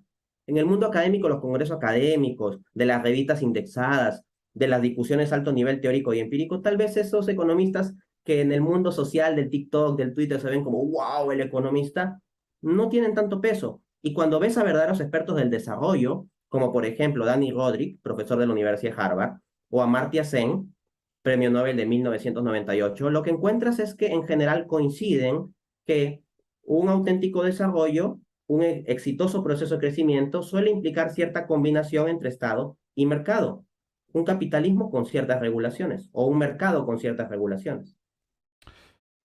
¿Está justificado el liberal al afirmar que necesariamente el capitalismo es producto del liberalismo? O sea, el liberalismo es el dueño de alguna manera del capitalismo. El liberalismo, al liberalismo se le atribuye necesariamente el capitalismo o está equivocado. Es una equivocación esa identificación entre liberalismo y capitalismo, ¿no? No todo mérito del capitalismo es un mérito del liberalismo. Entonces, hay por ahí algún economista que sale a hablar del estruendoso éxito del capitalismo y con eso te quieren vender la ideología liberal. Pero si tú ves el verdadero éxito histórico del capitalismo, no es de un capitalismo liberal. Y les pongo el caso más crucial. El caso más crucial en una economía es que menos gente se muera de hambre. O sea, la economía busca satisfacer las necesidades y si en el mundo tenemos gente que se muere de hambre, reducir eso es el más grande logro a nivel material. Pues bien, esa pobreza se ha reducido mucho en las últimas décadas. Ha habido una gran reducción de la pobreza mundial con el capitalismo. Pero ¿saben cuál es el país que más ha reducido la pobreza en las últimas décadas? China, porque tiene una cantidad gigantesca de población. Pues bien, ¿China es capitalista? Respuesta sí. ¿Es liberal? Respuesta no. Entonces, gran parte de ese estruendoso éxito del capitalismo en cuestiones como reducir la pobreza no es un éxito del liberalismo, es un éxito de un capitalismo con restricciones y regulaciones, un capitalismo con cierta gestión. El capitalismo es anterior al liberalismo. El liberalismo es una ideología de la modernidad del siglo XVI, XVII, XVIII en adelante. En cambio, el capitalismo hunde sus raíces en la forma de capitalismo comercial y financiero en la Alta Edad Media. Estamos hablando de los siglos XII, XIII, XIV. Eh, Última de este bloque, por así llamarlo. Si no es el liberalismo ni es el socialismo, ¿cuál es el camino, Dante? Bien, como católico, yo diría que la respuesta es desde la doctrina social de la Iglesia. La doctrina social de la Iglesia no se encarga de proponer un sistema técnico concreto. La doctrina social de la Iglesia lo que propone son principios. Y esos principios deben cumplirse en un buen sistema económico. Pero la doctrina social de la Iglesia deja libertad a los hombres de que puedan construir diversos sistemas económicos siempre y cuando se respeten esos principios. El magisterio ha levantado su voz diciendo que el liberalismo no puede respetar esos principios y tampoco el comunismo. Esas ideologías están condenadas. Pero hay muchas otras opciones de organización económica. Podemos pensar en el distributismo de Chesterton, por ejemplo. Yo tengo una conferencia entera, la encuentra en mi canal de YouTube con ese título, del distributismo, explicando ese sistema alternativo. Existe también la economía de escala intermedia, que plantea mi economista favorito, Ernst Schumacher, en su libro Lo pequeño es hermoso. Existen formas de capitalismo regulado y muchas otras formas alternativas en lugar del liberalismo y el comunismo. pero yo no diría que hay una sola receta técnica que todos los cristianos obligatoriamente deberíamos seguir. No, lo que hay es un conjunto de principios que deberíamos respetar dentro de las posibles recetas técnicas que podríamos implementar. Ahora sí, te prometo que es la última y digo, ¿el liberalismo y el comunismo, crees que atentan contra la dignidad del ser humano? Definitivamente, definitivamente. Porque la dignidad del ser humano está en que es imagen y semejanza de Dios. Eso es lo fundamental. Y lo fundamental que ve el hombre en el liberalismo es una libre elección no coaccionada. La libertad negativa, como se dice en filosofía política. Cuando los cristianos hablamos de la libertad como valor, esto se suele corresponder con lo que en filosofía política se llama libertad positiva, libertad de plenitud, de realización, algo así como lo que dice Jesús en Juan 8:32, la verdad los hará libres. En cambio, la concepción liberal de libertad negativa es la apertura de elección, sin coacción externa, sin coacción del Estado, por ejemplo. Y lo que encontramos es que la primera voz que se alzó descartando la coacción que le pueda venir y restringir su libertad, ¿cuál fue? Esa primera voz fue la de un ángel, pero la de un ángel caído, que dijo, non serviam, no serviré. Eso es lo que está en el fondo, porque el centro antropológico del liberalismo es el hombre como ser libre, pero esta libertad entendida como libertad negativa. Y eso lleva a problemas. Y les cito al mismísimo teórico liberal Gabriel Zanotti, quien en su conferencia Puntos de Encuentro entre Fe y Libertad del 12 de enero de 2017 dice lo siguiente, abro cita, para un ser humano la libertad es decir, non serviam, no serviré. Dios, fuera de acá, no te quiero servir. El gran grito de Satanás fue, no serviré. Así razona un ser humano después del pecado original. Pensamos que la libertad consiste en rebelarse. Luego el propio Zanotti va a decir que el hombre reparado por la gracia será diferente, etcétera, etcétera. Ok, pero el punto es, en un libre mercado simplemente se permite que hagan transacciones aquellos que están regenerados por la gracia de Cristo y actúan conforme a eso. No, no es que Zanotti pide un carnet de entrada para que alguien solo pueda hacer transacciones de libre mercado si está regenerado por la gracia. Entonces, simplemente están los individuos haciendo transacciones libres y la libertad tiende a ser como el propio Zanotti describe en estas reveladoras palabras. En cuanto al comunismo, el comunismo es una negación de la dignidad humana, de su libertad, de su individualidad, de su conciencia, en tanto disuelve al individuo en la comunidad. Karl Marx, en la tesis sobre Feuerbach, su obra, bueno, es un pequeño artículo o escrito, tesis sobre Feuerbach de 1845, en la tesis número 6, dice, la esencia humana es el conjunto de relaciones sociales. Punto. El hombre es diluido en las relaciones sociales. No hay como una esencia consistente de un espíritu trascendente que nos distinga. Si me permitís, quisiera hacerte una última pregunta y me regalás unos minutos para elegir alguna pregunta de la gente que no se haya tocado. ¿Puede Claro. ser o estamos medio justos? No, no, no. Yo con gusto. Bien, buenísimo. ¿Y qué se podría entonces decir respecto al caso de los países de América Latina, Dante? Que en general son católicos, pero a su vez son pobres. Volviendo al caso este, ¿no? De los países más prósperos, y si de alguna manera hay una relación con su fe, con su religión. ¿Qué me decís en el caso de Latinoamérica? Bien, sí, varios creen zanjar la cuestión simplemente así, ¿no? Ah, catolicismo es pobreza porque países de América Latina son católicos, son pobres, fin del asunto. Pero yo en primer lugar me pregunto, ¿son realmente católicos los países de América Latina? Digo católico en cursivas y con negritas y hasta con mayúsculas. ¿Son católicos? Por ejemplo, varios dicen, miren, acá en Argentina somos un país católico y estamos muy mal económicamente. Pregunto, ¿realmente Argentina es un país católico si hablamos en términos de contenido, de un respeto, No, de ni un ahí. compromiso, de un sentimiento, de una conciencia, de una vivencia de ser católico? Creo que es claro que no. Y lo mismo pasa en los diversos países. Entonces, clasificarlos como países católicos, como si fueran los grandes adalides del catolicismo en los países latinoamericanos, es engañoso. Ojo, y también similarmente clasificar a países como protestantes. ¿Cómo hacer clasificaciones estadísticas? Y de esas clasificaciones he hablado. Pero si ya vamos al contenido de lo que significa ser católico, o sea, de católicos bautizados y registrados en las estadísticas, auténticos católicos, yo diría que serían entre el 2 al máximo 5%. Seguro varios me criticarán diciendo que estoy dando un estimado muy optimista. Incluso, sí, puede ser que sea 1% o menos, ¿no? Muy Entonces, optimista. sí, sí, sí, sí, así es. Entonces, veamos lo siguiente.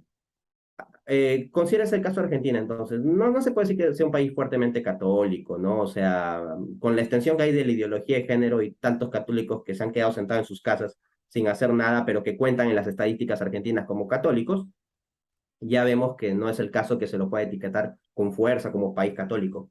¿A qué país se lo puede etiquetar con fuerza de verdad como país católico? A Polonia, por ejemplo. Polonia sí es un país que podríamos decir hoy en día que es católico. Yo no digo que sea perfecto, pero sí se puede decir católico con negrita y con cursivas de ese país. ¿Y qué nos dicen los datos sobre Polonia? Fernando Barciela, Polonia, Fortaleza Económica del Este, publicado en Diario El País, 1 de marzo de 2015. Abro cita.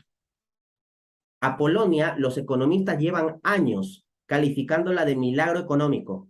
Al contrario de otros casos rumbosos, el país más grande del este no ha tenido el menor tropiezo durante el largo recorrido. Lleva 23 años creciendo y no muestra síntomas de agotamiento. Ni la crisis parece haberle hecho mella. Mientras la Unión Europea veía cómo su PBI se reducía en 2009 y en 2012, el de Polonia apenas ha registrado una cierta desaceleración.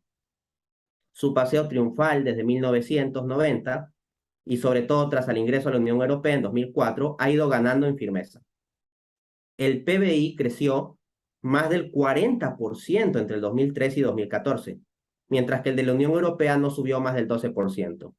En el mismo periodo, su renta per cápita ha pasado de 5.400 a 11.000 euros en términos nominales y está en los 24.000 dólares en poder de compra. Fin de cita. Asimismo, quiero aportar lo siguiente y con esto cierro la última cita de María Elvira Roca Barea en su libro Imperiofobia y Leyenda Negra, parte 2, capítulo 7. El declive económico del sur, se refiere al sur de América, se produjo después de la década de 1830, no antes. En el momento de la independencia, América del Sur cuenta con las ciudades más pobladas y con las mejores infraestructuras del continente. Hoy en día, los países de América Latina son más protestantes que nunca. O sea, el protestantismo ha alcanzado mayor influencia hoy en día. No digo que la mayoría de población en todos esos países sea protestante, no. Pero lo que digo es que la proporción de protestantes, si comparas todos los momentos históricos de América Latina, es mayor hoy en día que en cualquier periodo anterior. ¿Ok? O sea, mayor en la actualidad que en los periodos anteriores, que en décadas anteriores. Pues bien, hoy en día en toda América Latina es más protestante que nunca.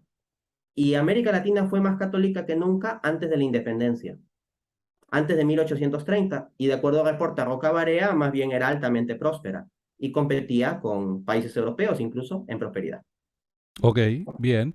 Eh, Quiero decir dos cosas. La primera, que todo bien con Polonia, pero en el Mundial ahora, en noviembre, le vamos a meter 17 goles.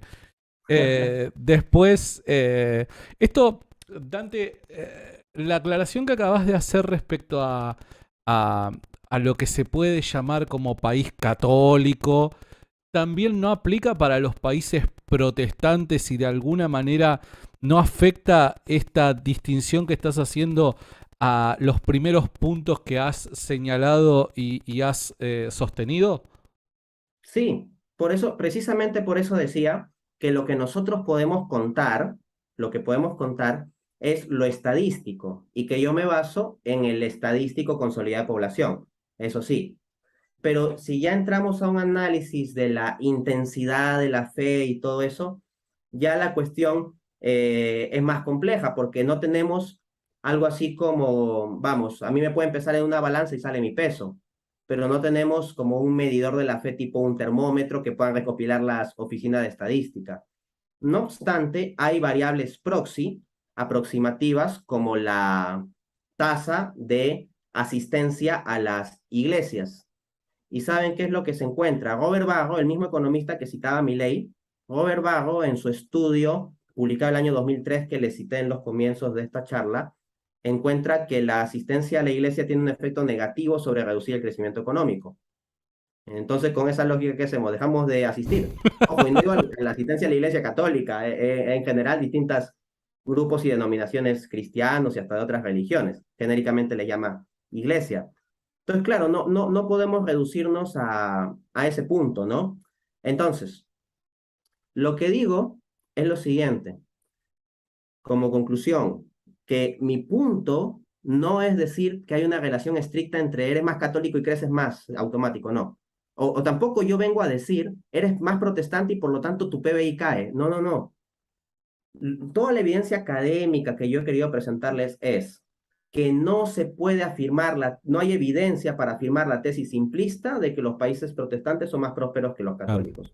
Y precisamente digresiones conceptuales como la intensidad de la fe en los países para clasificarlos como protestantes o como católicos es algo también problemático y por lo tanto ya no se puede hacer afirmaciones tan sencillas pues como decir que tal religión gana a otra en crecimiento económico. La data es diversa. Quiero señalar, y acá este es un claro ejemplo de cómo el sesgo no nos permite oír lo que se está diciendo. Cito el mensaje que ahora fue eliminado por nuestro buen amigo el Biorli, de Ricardo González. Ricardo González dice: mentira de Dante. América Latina sigue siendo mayormente católica. ¿En qué momento se dijo lo contrario? ¿En qué momento? Yo no sé qué stream están viendo, pero cuando habla de la mayor influencia protestante, Dante lo aclaró, se detuvo y aclaró lo que quiso decir. Lo que dijo es, él no está diciendo que hay una mayoría protestante. Él lo que está diciendo es que en la historia, actualmente, contrastándolo con la historia, actualmente se encuentra la mayor influencia protestante en los países latinoamericanos. No que sea mayoría el protestantismo. Entonces, el ejemplo... Explícitamente dije que no estoy planteando que sea más del 50%, ¿no? Totalmente. Entonces, este mensaje de Ricardo González te demuestra que hay veces que nuestro fanatismo, el sesgo, no te permite prestar atención y discernir, entender, reflexionar lo que se está diciendo. Yo los invito realmente a pensar simplemente lo que se dice. No lo acepten de una, pero tampoco lo rechacen de una. Seamos honestos, intelectualmente honestos y pensemos. ¿Ok? Yo pediría también que se evite la falacia causa simple, por favor. O sea, yo he mostrado un montón de información, un montón de estadísticas, diversos países, diversos periodos, diversos autores, diversos aspectos. Pero hay gente en el chat que quiere descartar el 100% de lo que digo, apelando a una sola cosita como diciendo, ah, no, es que Dante confunde el protestantismo con pentecostalismo. Uno, lo cual es falso, y dos, ¿tú crees que eso anula absolutamente toda la argumentación, datos, citas, papers que he aportado? Y podrían darse varios ejemplos similares. Entonces dicen, Dante tal cosa, Dante lo otro. Pero oye, ¿crees que con esa oracioncita, con esa frasecita, anulas todo el peso de la evidencia? No. Voy a tomarme unos minutos y le voy a pedir a Dante paciencia y unos últimos minutos nada más para Dale. tomar algunas preguntas del público. Me gustaría leer algunas preguntas del público. Yo ya tengo una seleccionada. Así que vayan poniendo sus preguntas o inquietudes en el chat y voy a intentar ir leyéndolas y voy a obviamente elegir solamente algunas por una cuestión de tiempo. No nos podemos quedar hasta mañana acá, si no Dante y yo vamos a ser expulsados de nuestras casas y vamos a tener que alquilar algo juntos, no sé, porque nos van a echar obviamente. Entonces les pido nada, que vayan elaborando sus preguntas e inquietudes para yo transmitírselas a Dante. Dante, acá hay una pregunta de un tal Esteban Daniel Verón Moena y dice, yo leí que los católicos ven al trabajo como una consecuencia del pecado, mientras los protestantes lo ven como una manera de dignificar al hombre. ¿Es así realmente? ¿Hay algún dogma de esto? No es que haya un dogma, en la lista de dogmas oficiales, así como que tienes, qué sé yo, ¿no? La presencia real de Jesús en la Eucaristía, tienes la infalibilidad papal y también que el trabajo es malo. No hay tal cosa, ¿no? De hecho, según reporta Bruno Moreno en un artículo que le hace de crítica a César Vidal, ustedes pueden ver el artículo en Infocatólica, es una serie de artículos titulados César Vidal y el prejuicio anticatólico. Es una serie de artículos donde comienza a refutar muchas de las afirmaciones anticatólicas de Vidal a nivel histórico. Y una de las cosas que refiere Vidal es básicamente asociar a que el catolicismo tiene una ideología que hace que seamos holgazanes. Resumiendo, ¿no? Y una cosa que apunta Bruno Moreno es lo siguiente, que Santo Tomás de Aquino argumenta que el trabajo es un bien y que Adán habría trabajado en el paraíso de no haber sido por la caída, que el efecto de la caída sería hacer penoso el trabajo, pero no el generar la institución del trabajo. En un Ajá. mundo con paraíso, Adán se hubiera ejercitado trabajando desde la perspectiva atomista. Entonces eso, el hombre está hecho para el trabajo y con la obra de sus manos glorifica al Señor. Si el catolicismo fuese intrínsecamente contrario a la ética del trabajo, entonces, ¿cómo es posible que la orden monástica más importante de toda la Edad Media, la de los benedictinos, la que más ha transformado la historia de Europa, tenga por lema ora et labora? Sería prácticamente una herejía si catolicismo es sinónimo de ociosidad y habríamos tenido que llevarlos a la hoguera, ¿no? Porque a todo el que hizo una herejía hay que llevarlo a la hoguera, según la caricatura que se nos pinta, ¿no? Pero no, Hora en Labora fue un lema muy promocionado y muy vivido. Es cierto, en el libro de César Vidal, El legado de la Reforma, básicamente afirma, lo estoy parafraseando, que la cultura católica era básicamente una cultura de holgazanes y la Reforma protestante vino a traer cultura de trabajo, por eso es que terminan siendo estos países más prósperos que los países católicos, ¿no? Recuerdo haberlo leído en ese libro.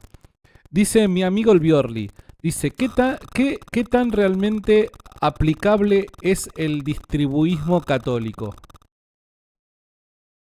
El distributismo es un sistema formulado por autores católicos como Chesterton y Belloc, pero ojo, no es que sea un producto católico en el sentido de que salga el magisterio de la Iglesia Católica, ¿no? Sino es un producto de fieles católicos que hicieron su propia teorización, que a mí me gusta mucho. Es muy bonita.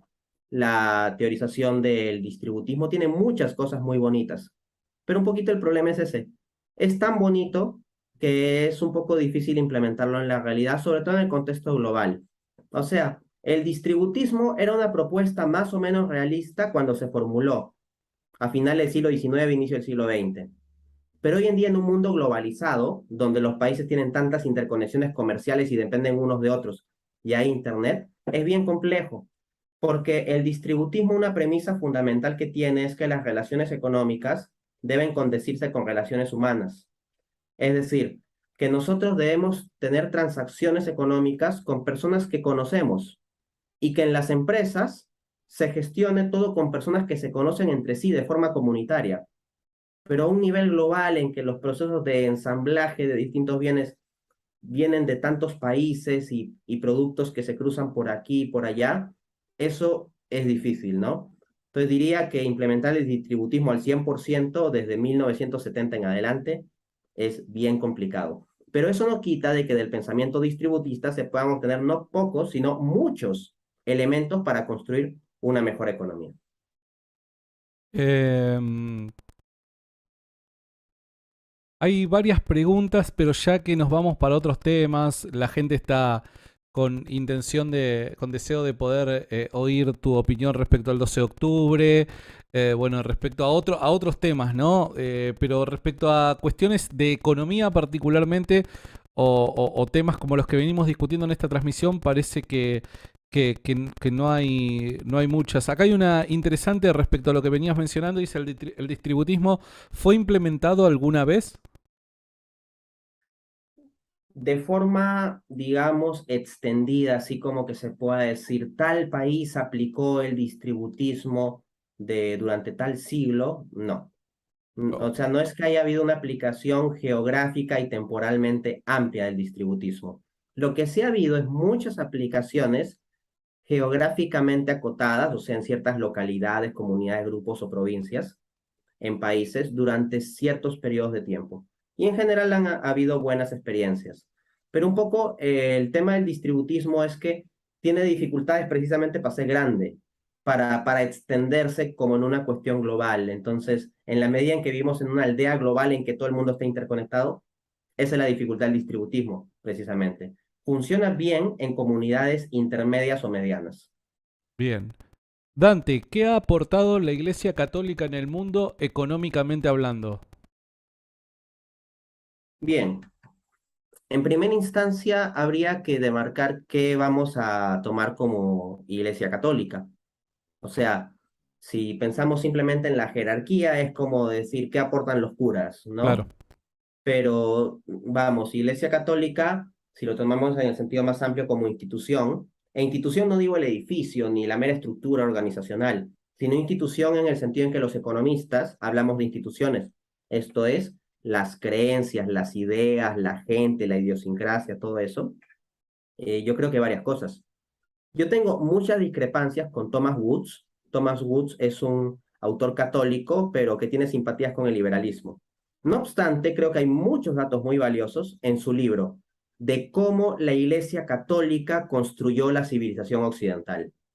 O sea, si alguien quiere una respuesta de cómo la Iglesia Católica ha contribuido económicamente al mundo, además también de lo político, lo cultural, lo artístico, etcétera, yo le recomiendo ese libro, Cómo la Iglesia Católica construyó la civilización occidental, de Thomas Woods. Pero por apuntar algunas cosas rápidas, esta lógica piensa en lo siguiente, mucho se critica la Edad Media como la época de oscurantismo. Hoy en día en los círculos académicos eso ya es un mito rebasado, ya no se ve a la Edad Media como una época de oscurantismo. Oscurantismo más bien parecía el final de la Edad Antigua. Piensen en el glorioso Imperio Romano. En el final de la Edad Antigua, estamos hablando del siglo IV, la época de San Agustín. ¿Cómo estaba el Imperio Romano? En decadencia. Decadencia no solo moral, sino económica y política. ¿Y quiénes estaban para reemplazar al Imperio Romano? ¿Había un gran imperio que iba a reemplazar al Imperio Romano? No. Lo que tú tenías era una miríada de tribus bárbaras, y todas distintas y dispersas que atacaban al imperio. Entonces caía el gran imperio ordenado romano que ya estaba en decadencia y que venía a reemplazarlo. Un conjunto desordenado de tribus mm, bárbaras. Entonces, la única institución que quedó en pie frente a la caída del imperio romano, al menos en el contexto de Occidente, en el contexto occidental, es la Iglesia Católica. Entonces, la Iglesia Católica fue la institución que permitió una cierta cohesión cultural. Gran parte de la cultura grecorromana se conservó gracias a los monjes, no gracias a los bárbaros. Sin Iglesia Católica, tal vez los bárbaros hubieran saqueado muchas cosas y quemado muchas cosas y habríamos perdido en realidad mucha mayor parte de cultura. Luego, uno dirá, la Iglesia Católica se hizo rica en la Edad Media, pero piensa, ¿cuál es el sistema económico de la Edad Media? Cualquiera que sepa lo mínimo de historia económica sabe que es el feudalismo. Y en el feudalismo, ¿cuál es el factor clave para tener riqueza? Tener la propiedad de la tierra. Pues bien, ¿qué hacían los monjes benedictinos que tanto trabajaban? ¿En qué trabajaban? ¿Lustrando zapatos? No, trabajaban arando la tierra. Hora et labora, se podían a orar y a trabajar. Y lo ofrecían a Dios de forma hermosa y laboriosos eran y cultivaron una cantidad gigante de tierra. ¿Qué se piensa? ¿Que la Iglesia Católica llegó de repente como una nave espacial extraterrestre y comenzó a expropiarle tierra a las diversas culturas? No, gran parte de la gran riqueza en términos de terreno, de territorio que llegó a tener la Iglesia en la Edad Media, no digo que toda, pero gran parte de esta, se debió a esa laboriosidad de esos monjes. Y eso se convierte eventualmente en poder económico porque en un sistema feudal la tenencia de la tierra es fundamental. Tienes también el papel de las universidades. Las universidades al generar conocimiento son fundamentales para el impulso del capitalismo. Y tal vez alguno estará pensando, y con esto ya cierro, ya Dante, pero en realidad la cultura y la ciencia que ha impulsado el capitalismo, eso lo han impulsado los protestantes, los científicos protestantes, las universidades protestantes, la cultura protestante. Bueno, no necesito explayarme aquí. En mi canal de YouTube, Dante A. Urbina, encontrarán una conferencia titulada La Iglesia a favor de la ciencia, donde doy un montón de información de cómo la Iglesia Católica contribuyó a la ciencia, que a su vez contribuye al crecimiento económico. Una más y ya no te molesto. El distributismo, pregunta Javier Dávila, católico es moral si se aplicara en países. ¿Esto significaría tener una mejor economía o solo significaría tener una economía más moral sin necesariamente subir el nivel de vida? Depende también qué entendamos por nivel de vida. Lo que es un poco más medible es el PBI, es decir, cuánto aumenta la producción total del país. Y yo no, siendo sincero, yo no aseguraría que el PBI va a aumentar. Tampoco diría necesariamente que va a caer. Simplemente no puedo decir que necesariamente aumentará con el distributismo. Pero sí podría decir que habría un mejor nivel de vida en el sentido integral de lo que es la vida. Porque la vida no es simplemente producir más y consumir más. Hay cosas que son fundamentales para nuestra vida y que no se reducen a eso. Yo procuro ser un economista de visión amplia, así como es mi economista favorito, Ernst Schumacher. Ernst Schumacher, por acá lo tengo, escribió este bellísimo libro, mi libro favorito de economía, Lo pequeño es hermoso. Lo leí en la universidad y plantea una visión de la economía donde analiza lo que es una buena vida con una mirada sociológica, histórica e incluso espiritual. Y se convirtió en mi economista favorito. Y años después de eso, años después de que se había convertido en mi economista favorito, me enteré que era un protestante converso al catolicismo. No tenía ni idea, de ahí me enteré de ese dato. Bien, vamos a ir finalizando. En este preciso momento, muchachos, para los que quieren suscribirse al canal de Dante Urbina en YouTube, estoy poniendo en el comentario fijado el enlace. Vayan al canal de Dante Urbina, le pegan una suscribida y no solamente de esta forma se ayuda a Dante a poder llegar a más gente, sino que también ustedes pueden disfrutar de todo el laburo que él hace en redes sociales y que de tanto que tanta ayuda nos da, ¿no? Para poder entender muchas cosas que quizás para nosotros pueda llegar a ser complejo. Dante, mil gracias, hermano, de verdad. Yo la pasé genial, espero que vos te hayas sentido cómodo, sabés que esta es tu casa, así que de verdad muchas gracias. Yo propongo ahí en el chat un hashtag te queremos Dante, hashtag te queremos Dante. Dante, no sé si nos querés despedir con algunas palabras. Quiero agradecerte bastante por esta oportunidad. Yo me siento muy, muy contento de estar aquí. Y también decir lo siguiente, ¿no? O sea, en el fragor de la argumentación y todo eso, uno muchas veces contesta los comentarios contrarios o los que quieren poner una objeción y dice y todo eso, ¿no? Pero en realidad lo que hay es una mayoría silenciosa y una minoría ruidosa. Muchas veces, a veces las personas que más están haciendo ruido son una minoría, pero que parecen muchos porque hacen mucho ruido. Y lo que tenemos en el fondo es que eso es la punta del iceberg que se ve, pero debajo hay muchas personas que escuchan, que escuchan. Entonces, yo quiero llevar a la siguiente reflexión.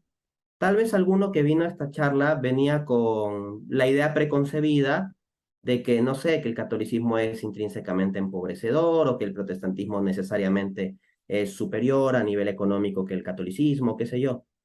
Y lo que he querido mostrar es que el asunto no es tan sencillo, ni obvio, ni fácil, y que ese es un relato simplista. Y si alguien antes de escuchar los argumentos tenía ese prejuicio y luego de escucharlos se da cuenta de que tal vez era efectivamente un prejuicio, yo lo animaría a lo siguiente. ¿Qué tal si eso que tú tenías como prejuicio contra el catolicismo y que viendo los datos se ha encontrado que no es así, y tal vez lo tenías como algo evidente, para ti era evidente que los países protestantes necesariamente superaban a los católicos o que el protestantismo superior al catolicismo en términos económicos, tal vez era evidente Y si ahora ya lo has puesto en cuestión, ¿no podría ser verdad también que tal vez otros prejuicios contra el catolicismo también sean falsos? Que algunos prejuicios relacionados con las riquezas del Vaticano, la Inquisición, los nazis, etcétera, la Edad Media, la relación entre la iglesia y la ciencia, ¿no será posible también que tal vez haya mucha exageración en torno a ello o incluso abiertas mentiras? ¿Y no sería posible también que incluso esto pueda suceder respecto de temas doctrinales distintivos del catolicismo?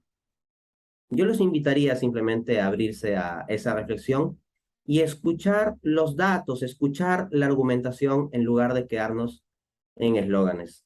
Hablo sobre todo a esa gran mayoría silenciosa. Pero seas de la mayoría silenciosa o de la minoría ruidosa, quiero decirte que yo quiero la voluntad de Dios para contigo. Primera de Timoteo 2:4. Dios quiere que todos los hombres se salven y vengan al conocimiento de la verdad. ¿Estés de acuerdo conmigo o no estés? ¿Te caiga yo bien o te caiga mal? Me hayas dicho palabras bonitas o palabras feas en el chat. No importa. Yo quiero que te salves y vengas al conocimiento de la verdad. Porque esa es la voluntad de Dios y yo quiero hacer su voluntad. Gracias, Dante. Te quiero mucho, ¿sabes? Lo sabes a esto, lo hemos hablado en privado, te quiero mucho, de verdad. Si Yo estuvieras también, acá, te también. pegaría un abrazo. No te perdono, te soy honesto, que hayas venido a Argentina y que yo no me haya enterado. No, probablemente haya sido cuando ni siquiera teníamos relación. Pero Estuve 3 días. esperemos... ¿Cómo? Estuve 3 días. Esperemos que pronto puedas venir y podamos conocerte. Te mando un Seguro que sí, quiero abrazo. más asado. ¿Cómo? Quiero más asado, seguro que sí. Oh, ¿sabes qué? Acá, mira, yo acá te argentinizo en 3 días. O sea, te llevo para la cancha de fútbol, te llevo para comer un asadito, ¿viste? Y discúlpame, te voy metiendo el argentinismo de a poquito. Y bueno, nada, pero pronto lo vamos a hacer seguramente. Seguro, seguro. Te mando un abrazo grande a vos y a tu familia, Dante. Igual. Un Chao, abrazo chao. también para toda la gente que estuvo conectada. Tuvimos casi toda la transmisión, casi 600 personas en vivo. Un montón. Gracias a todas las personas que están ahí, que comparten, que comentan. Independientemente de si pensás o no como nosotros, no importa. Si lo hiciste, si estuviste presente con respeto y realmente reflexionaste en estas ideas, para nosotros tarea cumplida. Así que muchas gracias. Será hasta la próxima y bueno, nos veremos cuando nos veamos. Chau, chau.